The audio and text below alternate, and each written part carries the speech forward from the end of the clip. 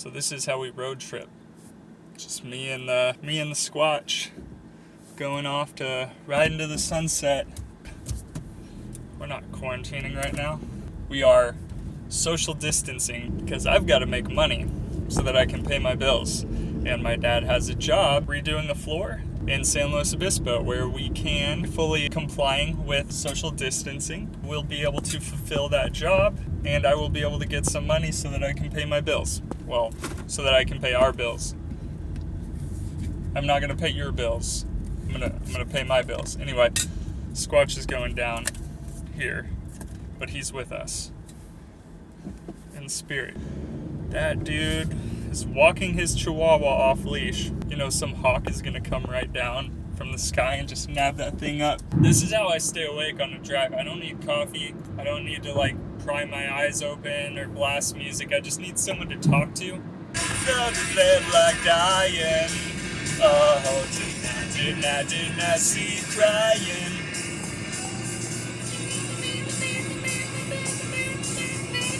So, as you can see, we've got the beautiful view of the Oxnard-ish area. It looks nice. You know what? It's probably a lot nicer than where I live. Living in an agricultural area, I mean, sure, they breathe pesticides, it's in their water, but I have Teflon in my water, and I breathe so much smog from cars and factories that it's definitely going to do the same thing, which is probably make me infertile. Did I mention I really want kids? And that's so uncool now to want kids. So, I'm 35 now.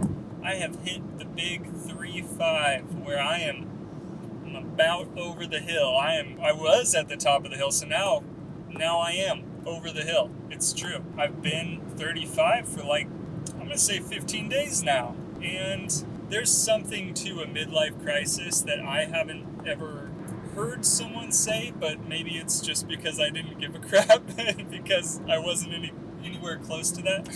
I've had a midlife crisis since I was 20. That's just called something else. But my thing, what I'm realizing about the whole midlife crisis thing, or whatever we call it, because maybe that's not the right term now. The thing is, you have now, at this point in your life, at 35, you have had so much failure.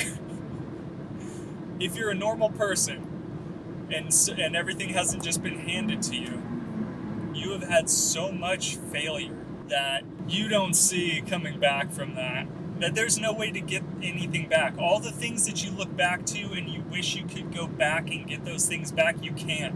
You can't get any of them back. And if you tried, the whole reason for trying or for wanting to go back is so that you could fix the things that you regret. Whether it just be not enjoying something enough, which is most of it. Not enjoying what you had when you had it, and now you don't have it and can't have it ever again because there's something to do with your mitochondria and your DNA, and then you're not growing up anymore with people. The whole point was you were growing up with people and you were experiencing things for the first time. But if you went back to try and fix something, let's say you get a time machine and you can go back and be inside your own body again, that would be a weird time machine, but just steal your body again, but with all the things you know now, it would not be the same thing at all. It would not be enjoyable either because you're not experiencing things for the first time with those people, which was part of it. You'd be so annoyed with those people, with all the people that you remember fondly, with nostalgia seeping through the syrup of...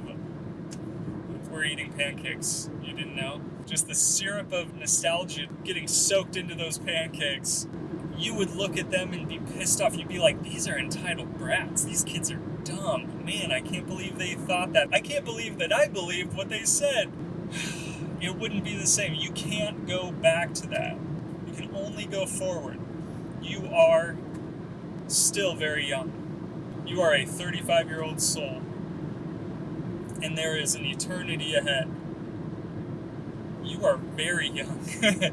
Learn lessons and experience and make habits, good habits, make good practices. Let's call them practices of right thinking so that you can keep growing.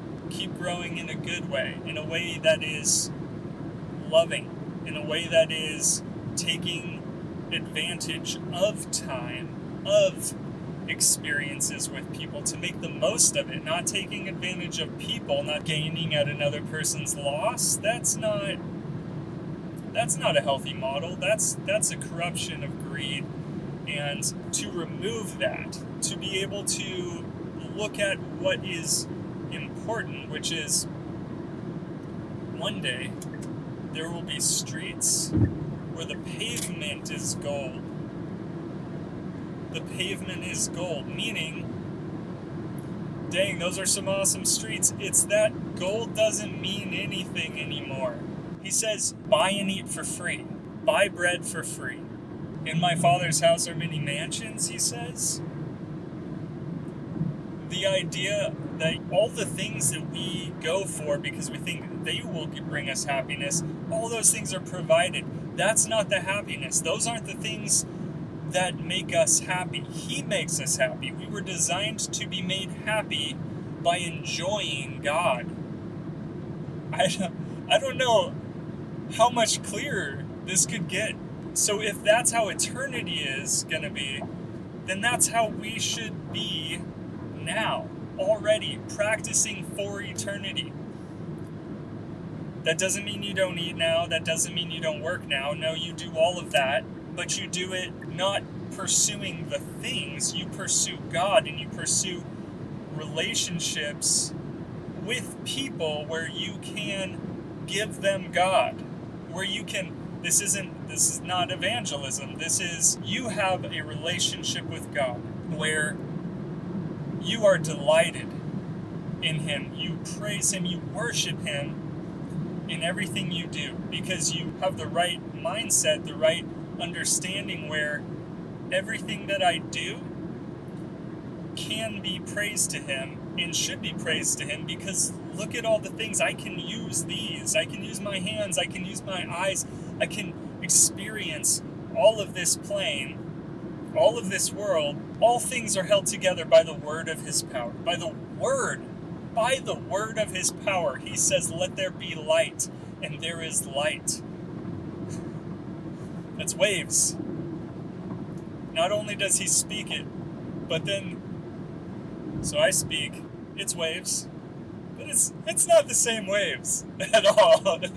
He makes matter. Mine is ripples in the atmosphere that is sound, and there's energy there, but it is not the same thing as bara, to create out of nothing, ex nihilo. There wasn't, and then there is, and His words create matter and hold it together. And so every molecule in my body, every molecule in your body is held together by the word of God. Everything else around us is too. The trees, the sun that nourishes the trees, the water that nourishes the trees providing fruit, growing fruit, and us squeezing that fruit and having orange juice. You can worship God in that mindset, in contemplating who He is, and don't attach my words, the words that I'm using, to any type of movement of any kind. There's the contemplative movement or whatever. If I say meditation, my definition of meditation is to think upon. If we use the biblical word in Hebrew in the Psalms, Selah, to think upon this, to stop and think about how grateful I should be for something. Like, oh my God, I get to experience all of this stuff. And then, with that heart, you can work. You can work because you get to work. Isn't it cool that you get to work? Because with that money, you know what you can do with it? You can help people. You can pay someone's bills. You can pay your family's bills. Your bills, your family's bills. You can provide food for them. You can feed people. You can feed your family. You can feed your friends. You can feed strangers. You can love your neighbor. You can use your physical body to help someone whose body isn't physically able to do something, like yard work, or grabbing something from on top of that shelf right there because this person's way too short and the ladder is rickety or something like that. You could build them a new ladder. Whatever it is, right? You could train up a child, and that right there is why I started with talking about children and wishing that I had kids. And most people, if they're going to want kids, people say it's the biological clock, and it is, but it's also psychological in that you're realizing your failure and it's all downhill from here. But if you can, the only other way that you are going to be able to experience that stuff again is through your child.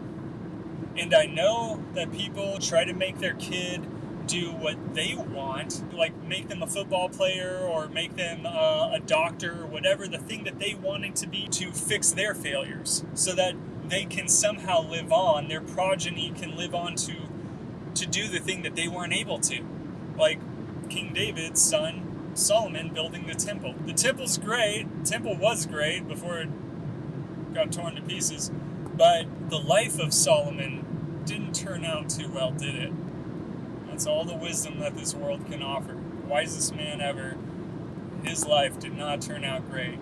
But David was able to pass something to him, and then he could see it happen in a way, or know that it was going to happen, and then be able to have a little bit of closure over that. Now see, it's different for understanding in an eternal perspective, but when we're just talking about the 70 or 80 years that we have here, or 35 and 16 days that we might have here, I have no idea, right? I could die on this drive. To be able to raise someone and see them experience all the things that you wanted to get back to for yourself, but equip them so that they get to make their choices, and you equip them how you wish you were equipped, but still let them do what they want. There's so many ways, right? There are ways that you definitely need to train them how to care for other people. You gotta teach people that that's important, because we are so selfish, innately selfish. You could call it survival of the fittest, survival instincts. You could call it total depravity, sin. But you can then watch and experience by being happy for this child to go through those things that you went through, or that you wish you went through. The experiences of first times, and being there for them at every step that you are able to, that they allow you to, without trying to micromanage it. Boy, that would be really cool. It's nice to have an ideal. Even now, just trying to help an 18-year-old, our niece who's living with us, learn these lessons a little late, but she has had every physical thing that anyone would need, and she has not had very much hardship. I mean, for her, she would say she's had a ton. Your parents get divorced. I mean, you're not seeing them gunned down with AK-47s in Sudan. You're not having to kill your own parents and become a soldier at the age of 7. There are varying degrees. I get that. But there is also an ideal. And it's good to have an ideal. And it's good to have your ideal molded by God. Because if you love unconditionally, if you pour out that love that He's given you, that excitement, that worship, where you are enjoying Him no matter what you're doing, whether it's working or cleaning or hanging out with people, you are able to love Him or receive His love through it, through that experience, and then in that state, with that heart of gratitude to God, you can love others. Yeah, I love saying that. I love preaching that to myself. It makes me excited to know that His commandments are not burdensome, to know that all His commandments become blessings, that rather than a list of do's and don'ts, it's a promise of what you will do. We're talking about like loving and not coveting and honoring and caring for and doing those things in faith, knowing that God will provide richly, whether that be spiritual riches or physical ones. The spiritual ones are the ones that last. You can't take the physical ones. You can't take those with you. The spiritual ones are eternal. Those ones you can actually take with you. Those mold your soul into something better. They make you a better soul. A soul more in His image. Isn't that rad? Pretty cool. The body's great. And I'm happy that I get to use this body. I'm so thankful that I have all my limbs, that I've had them for this long.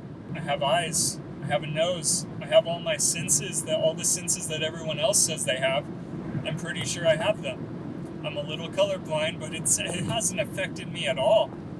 I can enjoy everything I see vividly.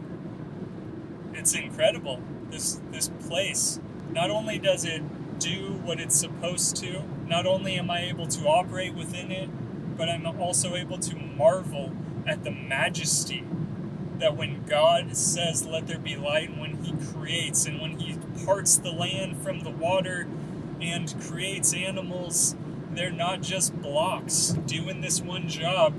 They are majestic. They are representative of, oh, someone designed this and it's beautiful. Except for the duck. Except for how the duck's made, that is not beautiful. That is a horrible thing. I think that's the fall. That's part of the fall. Anything where there's suffering, it's the fall. So that's on us though.